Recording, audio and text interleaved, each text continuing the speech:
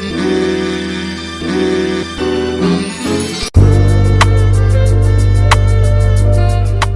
back to Relative Conscious. My name is Thomas Brown. Ervin Bryant. Shout out to DJ for making our beat. At DW Made That on social media. Follow social media. At Kinda Woke on Instagram and Twitter. Relatively Conscious everywhere else. Go ahead and like, subscribe, hit the bell for notifications on all apps. Retweet, comment, hold up, all the engagement. I forgot a bunch of them, but that's cool. And let us know. What have we learned? 2021, it really be making me sad sometimes. 2021 has gone by in a blur, as did 2020. It feel like it wasn't even there for real. But time has gone on. Things have changed. Hopefully you're doing better. But what have we learned in regards to what we talk about on this show? My first lesson, Republicans are really married to like being anti-democratic, and it's not a phase. So like the real personal story is hilarious. When I was 10, the Pistons won a championship versus the Lakers. They had a player named Richard Hamilton. He had the mask, the clear mask. Yeah. A family vacation right after that. Tell me why I wore my goggles, my swim goggles all around, like Richard Hamilton. It was a phase. It was dumb. It's hilarious. The pictures we have of it is hilarious. And just walk around with swim goggles on my face. And I was like, I'm Richard Hamilton. And they were like, he has actual face mask wearing swim goggles. My parents like it's a phase it's going through. Republicans are not just wearing swim goggles, right? This is for real. So first January 6th, overturn the election. Try to overturn the election. Sorry, they said hang Mike Pence. They're really trying to get to them, and after all that commotion, they came back into the chambers. And the majority of them still voted to not rectify the election.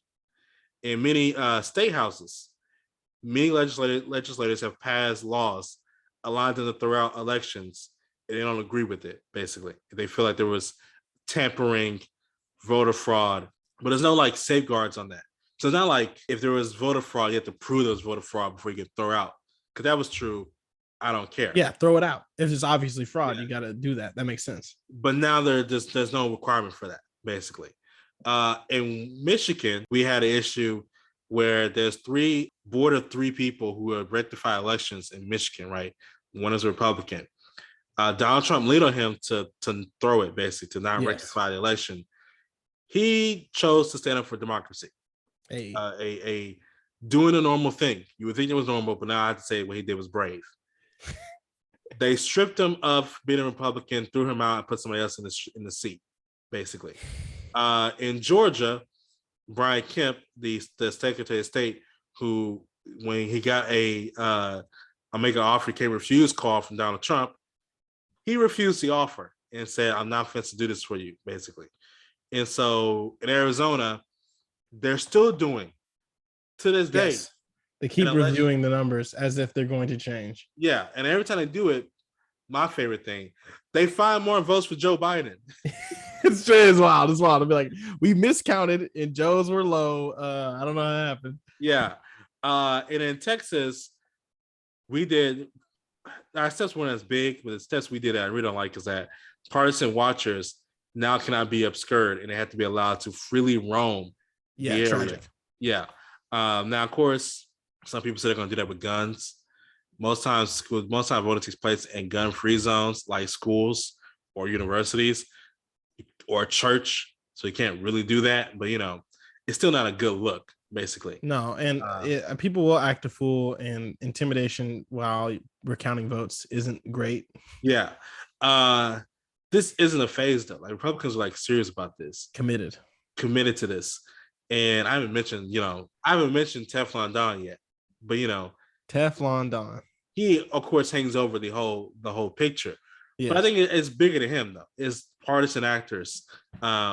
Liz Cheney got thrown out of the Republican Party in Wisconsin, and then McCain's wife, the wife of a war hero, got thrown out of the Republican Party. The Maverick. Yeah, they got thrown out of the Republican Party in Arizona. Republicans are, I don't know, they're not to be reasoned with anymore. Yeah, so should they not exist anymore? Not in the, we've been saying this for a long time, and we're not the only ones. It's time for a partisan shuffle. These parties aren't doing it anymore. Democrat, Republican. These are very old institutions, at least for them behaving the way that they do, being conservative and liberal and being, the one for minorities and immigrants and the one for the rich and the old guard. Keeping all that in mind, they've been doing that specific dance for approaching a century. Yeah. Quite a while. Yeah. I mean, and of course, the whole Southern strategy and the switch is a gradual thing. So it's really hard to pinpoint, for me at least. The 30s, FDR. Oh, that's what I'm saying though. So, what I'm saying? We're running up on a century. Yeah. Okay. They're about as old as Batman and Superman, Yeah. which are literal like mythological guys to us now. So it's about that time. And especially not only if they don't represent us well, which they don't, and they cause all the separation that they do and polarization, forgive me. But in the case of Republicans, they're actually anti-democracy. So yeah, you like for real gotta go. All right. Since you're a debater, give me a negative argument that this is a phase. Wow, it isn't a phase. There's a thing in a debate in general in life called a truism. Okay. Yeah. Up is up and down is down. There's no debating that. You know what I'm saying? It is. Even if like up is relative to your point on the globe, up here is up here. Like it just, Yeah. If Joe Biden has white hair, bro, I'm not going to debate that. Look at it. Okay. Gotcha. And yeah, it quacks like a duck. It waddles like a duck. It's a duck. Sometimes I ask the question of how we got here though, because I mean, of course we know, I can go through it. The Southern strategy, Nixon, then comes in what's his name? I'm blanking on his name. Newt Gingrich, right? Ronald Reagan, the crack era, Then Bill Clinton decides to have relations with the internet, and then we get here basically. And then also we elected a black man, which yeah, that's really you can blame all those Republicans if you want. We elected a black man. We should have never done that. Yeah, and so that's tongue in cheek when I say I know how we got here, but still I never thought I would see the day where there was a blatant disrespect for the very nature of what we do as a country, what we say we are, a democratic society. I never thought we would come to this point, right? And it's why something I always thought, even 2020. Even 2016, Trump was bad, but I thought it was a phase. It was 4 years. We'll get over it. We'll go back to normal. Mitt Romney will be back to running things. But Mitt Romney went to Utah and got booed. Like and here's how you know it's bigger than Trump. Trump said he got vaccinated and he got booed. Yeah, in Houston. So because you'd like to be like, oh well, when Trump's he can't keep this up forever. He's actually not good at his job, and people will, realize blah blah. But nah, like the vibe has changed. The ambiance. I want to use a more formal term than vibe. The MO is different. They're operating on a different wavelength. This is, their identity as Republicans has changed. And whether that's top down or bottom up, not really important. But Republicans at large are not behaving the way they used to. And the way they behave now is self-destructive for them as a party and for us as a democracy. Forget what the Lincoln Project tried to do. You know what I'm saying? Noble as that was, didn't work. Yeah, even we had to point out where Greg Abbott, who tries to be Republican, he's pretty Republican to me, has a serious challenger on his right for not being Republican enough. Was crazy to me, Simon, your first lesson. Wow. You can bully the government. Hold up. Watch me. Gotcha. My man, Joe Byron, let it slip one time. He said, he didn't let it slip. It was prepared. He said, my wife and I been working on this. Me and Dr. What is it? Jill? Yes. Biden had been working on this little plan to forgive $10,000 of student debt per American who has it, of course. It's not like that's not a main Joe Biden campaign platform piece. That's not I mean, I thought he didn't say it. Let's say it like that. Yeah. Of the many things that he said, I didn't hear it when he said that one time he did. And I thought it wasn't a part of his platform. And millennials, those who hold the debt, bullied him and continue to bully him into doing closer and closer to what looks like forgiving something of student debt. Because I thought, okay, pandemic time, 2020, when 2021 comes around, bills are due. And that's literally what the federal government told me. Yeah. No, extended a year. Hey, shout out the new president. Because at first it was Trump. And I was like, shout out Trump. You know what I'm saying? Hold that right there. Hold that debt for me real quick. And then, okay, shout out Uncle Joe. It's still heat of pandemic. And now we're adjusting to the new normal. And I'm like, oh. And they kept emailing me like October, November, December. Like, yo, come 2022, you need to prepare your wallet. And come 2022, days away at this point, and it's been extended another 6 months. And the outcry is constant. Like when it comes to people are grossly dissatisfied with Joe Biden as a president, regardless. But when it comes to millennials, those with college education who generally voted for the ban, the dissatisfaction comes with a number of things undelivered, and most tangibly, and we, you know, politics a lot of time come down to the pocketbook, come down to your money. I still owe the government money. What's up with that? Why is the Department of Education asking me for X amount of dollars? It's for some hundreds of thousands of dollars. And we know the system is messed up. We know I've been taken advantage of. We trying to do the whole social democrat movement. Regardless of what Joe wants to do, we are trying to do that.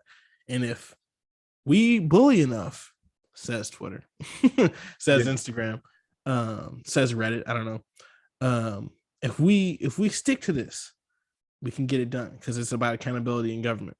That seems pie in the sky. That seems ridiculous. Joe is the old man that he is. He did say it. He did say he was planning on doing that. But it also wasn't a promise in, like, you know, the traditional sense of, on my first day in office, I'm going to close Guantanamo Bay. Yeah. You see what I'm saying? It's not something he can do unilaterally. Excuse me.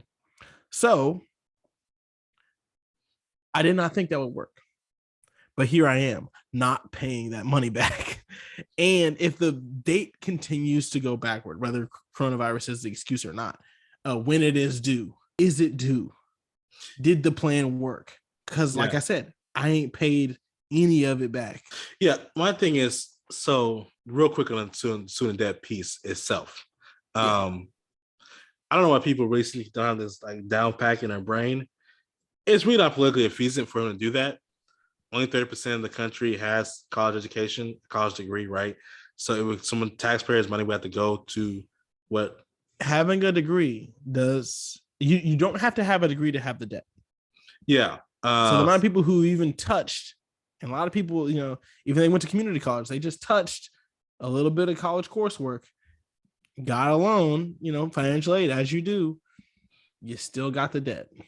The debt, I think the percentage of debt is still 30 to 40%. It's not, it's not the majority of the country. No, it's not. No, I believe that. Yeah. And so, and then of course, split that in half or somewhat, because a lot of them are people Republicans. They don't believe in Kansas student debt.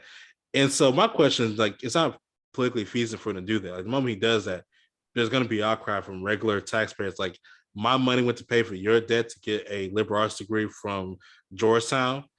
And we're mad about that, basically, which liberal arts from Georgetown are necessary for a reason, but people don't believe in paying that back because you did that, basically. And so I don't know why you're going to bully him to lose an election, put that way, because it can be very easy for Donald Trump to get up there and be like, he used your money to pay off that college kid you don't like debt off. Okay. Did Joe Biden have that person's vote anyway? Like in a 2024 context, yeah, he may have had it because Donald Trump lit the country ablaze in the year 2020. So everybody was just tired of Donald's crap. But whether it's Donald or Ted Cruz or Rubio or whoever, there's a lot of people jockeying for that position. It's worrying. I don't know. Yeah. As I think about it, I'm getting more sad. I'm like, I've only named the most tame people who may be going for that position. But yeah, so like, is that a real loss? If I lost a Ted Cruz voter, like Joe Biden didn't have him, and like I said, it's not going so well. It's only been the first year. I'm trying to give him grace and slack, let him get his groove going, but things are just going poorly. Approval numbers are abysmal regardless. And so the people who are going to be mad with a decision like that, they was going to be mad anyway. I don't know. It's white suburban moms who he won on the backs of, because I don't really like to say it was Georgia that did it for us, but like, it wasn't Cobb County. It was a county outside of Cobb County that's mainly white that won Georgia by Joe Biden. Like, that's what I'm saying. But like, you and I both know that's an anomaly. That's not. It's not new normal. Like, and I don't think there's anything that Joe Biden. I mean, if he like literally just turned everything, like economy turned over, coronavirus turned over. If he just police violence, we're not doing any of that. He just solved them all, which he literally can't. Yeah. If he could just do that and just like boom, China, stop it. If he could solve those problems, sure, he'd have Georgia in the bag. No, that's a fantasy. Yeah, it's interesting. I don't know, but I think it's gonna be an issue. It's gonna be, the map looks worse if he does that. It already looks bad now, but it looks worse if he does that. But I don't believe that because he doesn't like you said. There's people on the fence. On the left, we already know people didn't vote for Joe Biden. First off, a lot of people abstained. I'm not happy with them, but they did it. And people abstained from Hillary Clinton in 2016. Wild as that may be. So like there are voters to be won on the left, and I don't know how many there are to be won on the right. I don't know if they can be won. If you're so mad about $10,000 not being forgiven from you, and you're not willing to not willing to hear the argument that he may not have the power to do that as president, which is a serious issue because it's going to go to the Supreme Court. It's 6-5. They're about to throw out Roe versus Wade. You're going to keep student debt. You're going to like, if they're willing to get rid of Roe versus Wade, you're going to allow him to sign off $2,000 worth of student debt. I don't believe so. I think you don't have a very good understanding of the Supreme Court. So one is the question whether he can and cannot do it. Two, if it goes to Congress, Joe Manchin and Sinema enough to do that. So the road ahead is not paid well for him to do that anyway. And so if you're not willing to hear the argument and you're on the left, well, you didn't want climate change to get fixed in the first place. Because you cared more about $10,000 worth of debt than the existential crisis in the climate. You cared more about $10,000 in debt than federal police having body cams. You care more about $10,000 in debt than all these other programs. You want a child tax credit delivering 450% of kids out of poverty. That matters so much to you, $10,000 in debt, that all these other good things that he's done, you're going to say no to them. Well, you were going to have his vote anyway. You're going to stay home and then blame it on something else. Tony, are those things happening right now? The child tax credit is happening. Climate change is in the infrastructure bill, and then it's supposed to be in this Build Back Better bill. We'll see if that gets through. But the child tax credit is already happening right now as we speak. And you think saying if he loses, it's going to stop. That's what I'm saying. I don't want to be that guy. I don't want. That's what I'm saying. It was already making me sad just listing off candidates. You say he's going to lose regardless, basically. That's what. Look, I'm just Democrat perspective for the people who are bullying him, especially for the people who are bullying him into forgiving student loan debt. We know the Republicans have gone full anti-democracy. It's no time to hold back. Swing for the fences. Okay. You only got one shot. Do not miss your chance to blow. This opportunity comes once in a lifetime. You got to lose yourself in the moment. Okay. In the music, the moment you own it, you got to never let it go. Okay. That's where we're at right now. Okay. So if he does it and the Supreme Court throws it out, are they going to be like, well, at least Joe tried it? Or are they going to be mad about it? Are they going to be mad? I think be mad. I don't think because he literally, the Supreme Court is stacked, and this is a greater example of Republican foul play. The way that it's stacked, it being one way or another isn't, mind blowing. Yeah. But, we know how we got to the situation we're in now with the particular majority where one president was straight up robbed of, constitutional process. So that's literally, I mean, if Joe literally tried all he could try, you know what I'm saying? To just better your situation as an American. I think those people would still not vote for him because they're like, well, he didn't try hard enough, basically. Why didn't he set the Supreme Court, Ervin? Why didn't he what? Why didn't he stack the Supreme Court? That's been a response. Got No the Supreme way. Court. Why didn't he stack? Those same people say he stacked the Supreme Court. Forgiving student loan debt is one thing because we do bail. I mean, I think bailing out the airline industry was a solid move. You know what I'm saying? But like, we be bailing people out, and that's the whole. I've witnessed multiple bailouts in my lifetime, right? So like, it's not absurd to bail out college, graduates. Let's say it applies to graduates exclusively. That's me. So I'm still in there. So let's say graduates only. Boom, bail us out. Bail me out one time. That's not absurd. And sure, there's historical precedents for packing the courts, but we already know that the fallout is insane. So let's, you know what I'm saying? Like that's a different level than a bailout. I've never witnessed a court packing in my lifetime. Yeah. I think people are really crazy. Also, I should mention this. Also, old black people, not old black people, when they poll black people on student loan debt forgiveness, is not that high of support on it. Because older black people who vote, are like, no, I pay for my student loans. Not happen. But bullying the government real quick. I think you could have always bullied the government. I think we just see now that different people now have a say in what can and cannot happen. So for the longest amount of times, white moms could bully the government to war on drugs, seatbelts, driving with drunk driving being more strict, right? They've always been a bully government into doing stuff, right? And so now, as black people on Twitter, left on Twitter, who can really try to bully the government, though I question how well they can do that because BLM really tried to bully the government and nothing happened. So, okay, let's just segue. Let's just roll it into. Okay, I didn't want to talk about BLM, but it's like that. Lesson number 2. I'm gonna keep on saying this because I'm a younger millennial and I got a rep. BLM low key worked. Watch out. These cops have been going to jail in 2021. Okay, so getting some sentencing. Now, 2020 that's one thing, but 2021 we're not playing no games. Here's my question though: what is working? What is BLM's goal? Because I don't think their goal, whenever a cop goes to jail, the response is always, this isn't justice. Justice would have been for such and such to be alive. Facts. A noble rallying cry. Yeah, this is just consequences.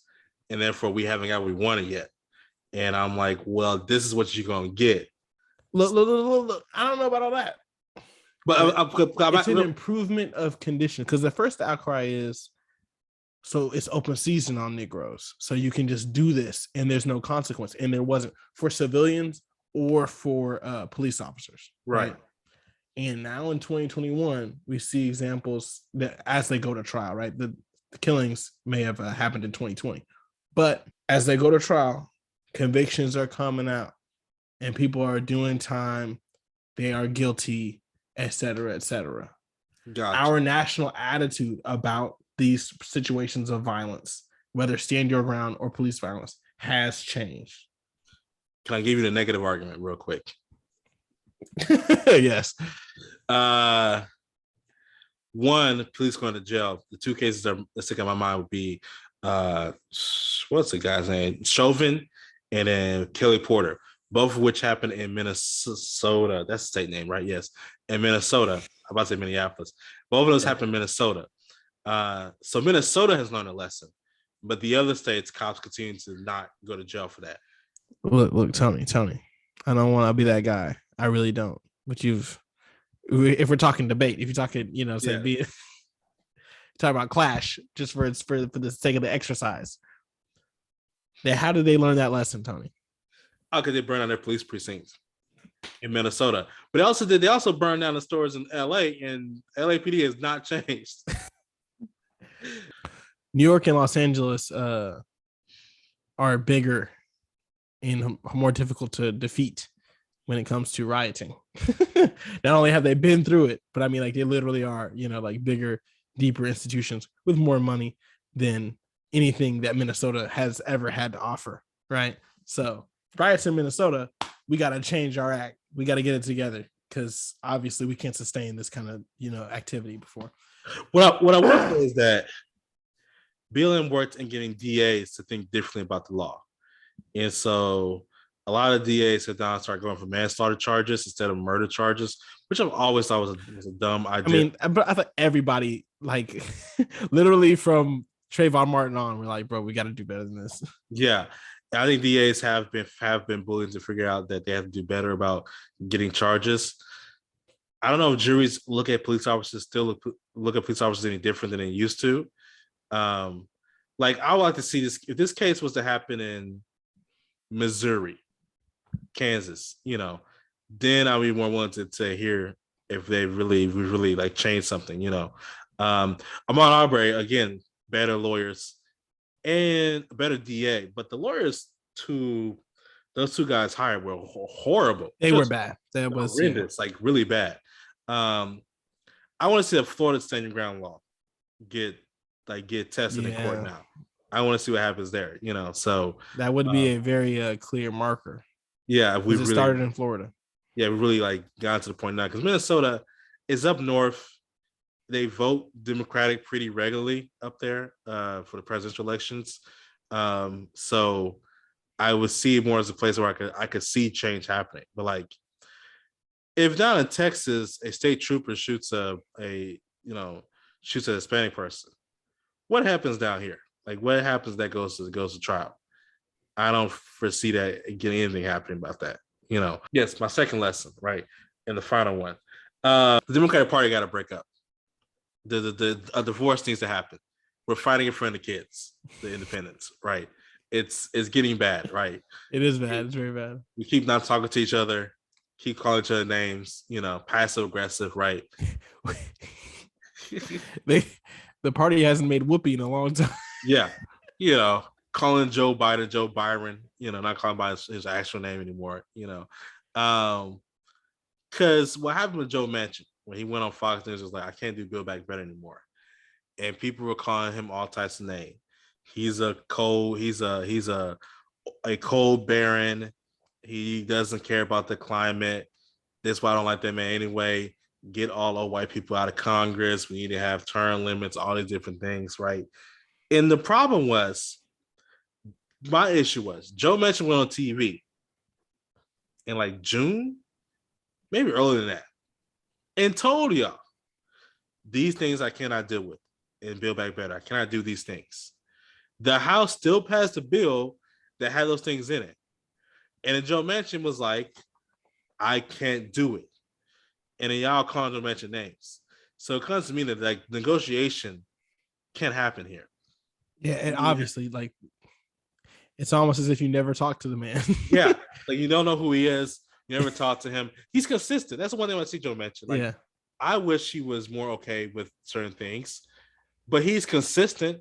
Yeah, Kirsten Sinema is a agent of chaos. Yeah, but like Joe Manchin, you know where the man stands, right?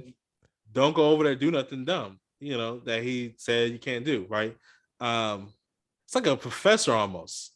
You can't turn in late work. Don't come to his office asking to turn in late work when he said not taking any late work, because then you're gonna cry and he's gonna look at you dumb, and then you're gonna get on my professor and be like, da da da da. He's such a hard professor, and I don't like him, and all this other stuff. He needs to retire. He's old. When he told you from day one, I don't take no late work. And so that's how I feel about it. But that tells me the party like really has to break up because their values aren't the same anymore. Like independence values and the values of people on Twitter or the left are completely different. We're talking about cancer student debt.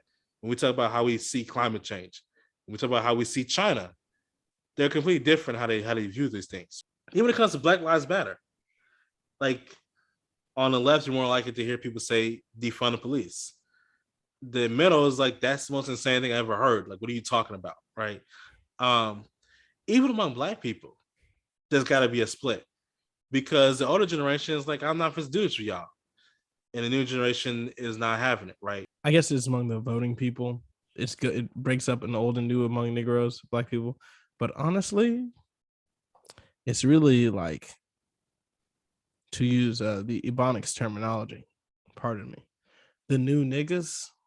It's not the new generation. It's them new. You know what I'm saying? Like it's like y'all are new to being black. I don't know where y'all got this new favor, this new energy you got, but y'all just popped up. You're new. Yeah. And then there's not necessarily old black people, but like black people who are just doing the normal everyday black people stuff. Yeah. Are largely conservative, especially in the South. Largely conservative, largely Christian.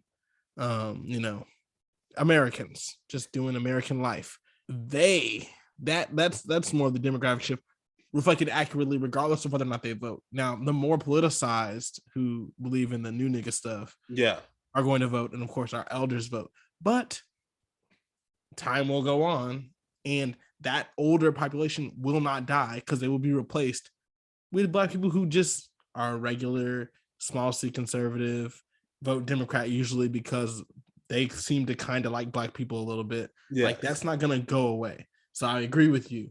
The split's got to happen because it's not actually an issue of age in the generations.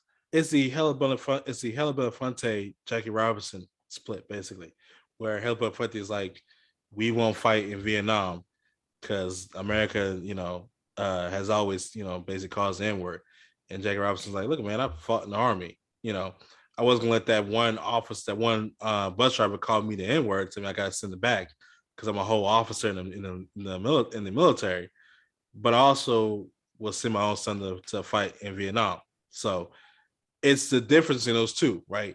Jackie Robinson being small C conservative, vote for Nixon, but still being a trailblazer and a color barrier breaker. Hella Belafonte being more at that time a new nigga who's going on screen kissing white women. Did he kiss a white woman on screen? He did.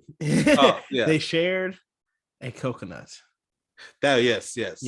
And she sipped from it, and he turned it to sip where she sipped from. Yeah, to going on screen, sipping from the same coconut as a white woman, and so, but yeah, that split's got to happen because AOC and Joe Manchin are just not of the same party.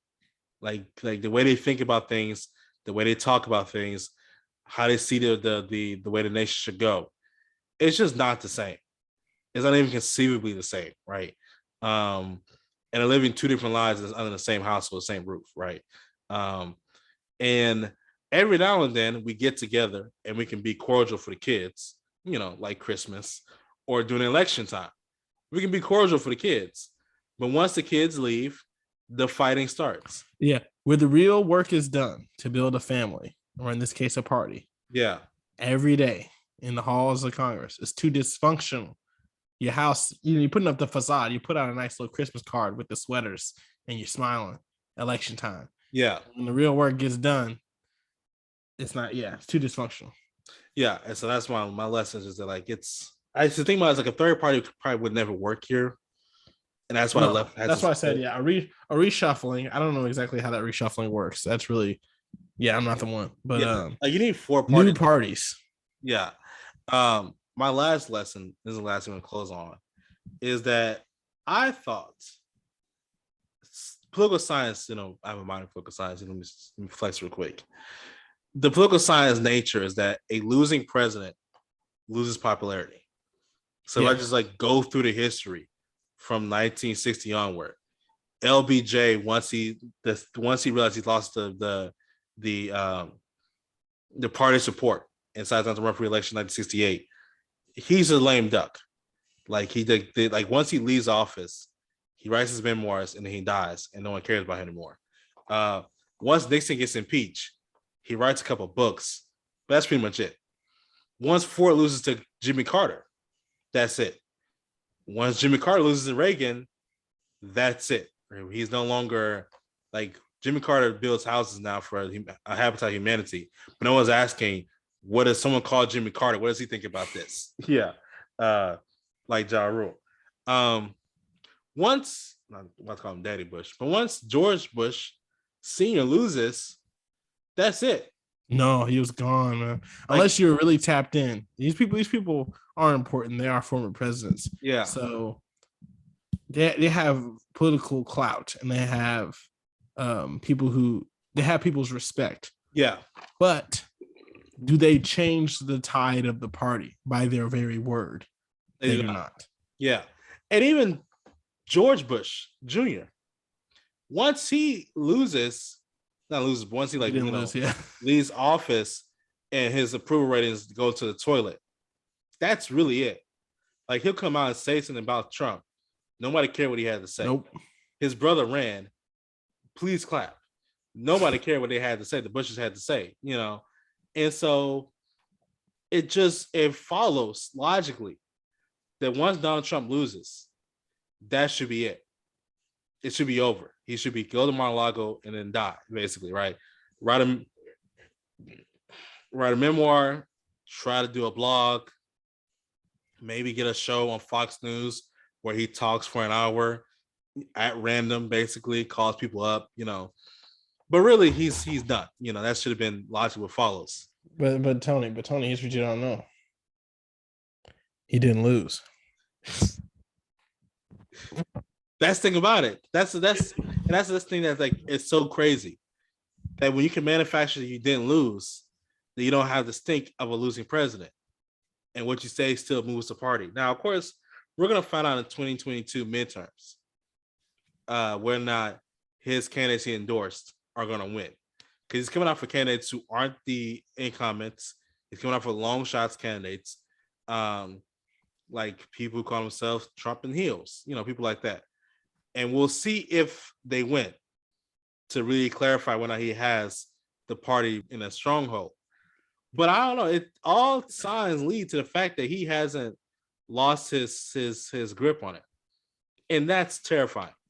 You so yes, yeah, I'm still on that. Yeah, that's right. Yeah, but that's terrifying because that really means not only did the lie was it worked so well, and you would think other political actors would be like, okay, this guy lost, it's my turn to shine. You think Ted Cruz would be like, it's Ted Cruz time.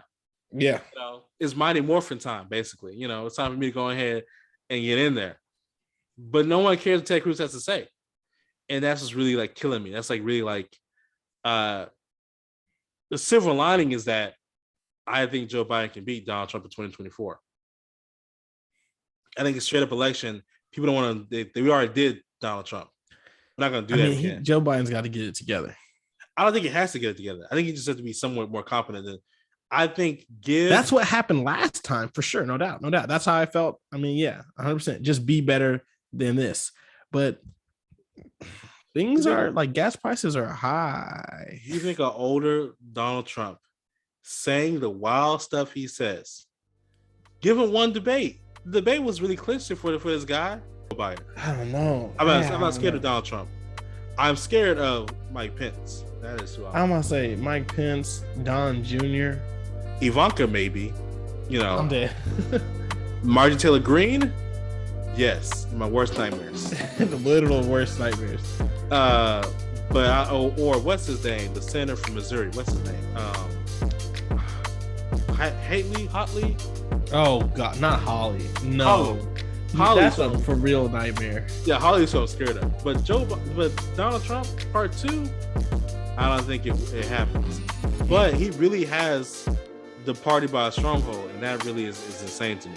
That the Trumpism hasn't worn off. People haven't moved to something else. It's only been a year, so maybe we come back to this tape in 2024. We're like, well, that was wrong. Yeah. But if they win the Senate, if they win the House, still doing the Donald Trump thing, why would they ever stop? Okay, my name is Antonious Brown. Ervin Bryant. Peace. Kill him deep.